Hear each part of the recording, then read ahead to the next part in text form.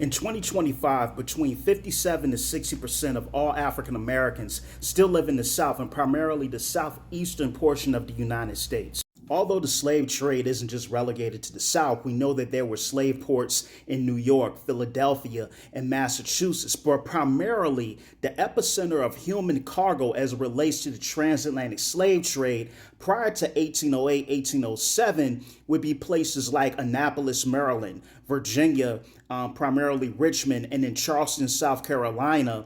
And when you look at these different hubs for the slave trade, they're bringing in Africans from the Caribbean. They're bringing in people from what would be modern day Nigeria, primarily Igbo and Yoruba people. You're talking about people from the Windward Coast and the Senegambian that are primarily going to be concentrated in places like Virginia, North Carolina, South Carolina, Georgia, and Mississippi. Even when you look at how English is spoken in the South, English in the South is an amalgamation of actual English from the British Isles, German, and then there's a huge Niger Congo influence and a Bantu influence on syntax structure, the way certain consonants are pronounced, and vowels as well. And we see this African influence heavily pervasive throughout the Southern dialect.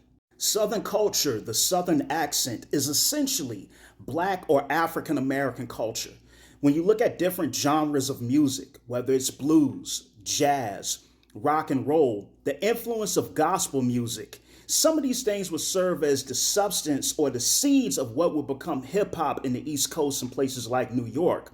So when you talk about Southern culture, in essence, you're talking about a culture that was created amongst the transatlantic slave trade in the antebellum South. And this culture, from a language standpoint, from a food standpoint, from an intellectual standpoint, when you look at people like Dr. Booker T. Washington and the global influence that he would have, essentially Southern culture gave birth to American culture, and at its core is Black culture. Let me know what you think in the comments. Peace.